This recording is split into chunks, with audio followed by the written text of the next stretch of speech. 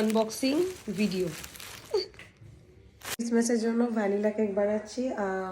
একটা dry fruit দেওয়া cake বানাবো আর একটা বানাবো plain vanilla. Hi guys, welcome to my channel Moody Bong.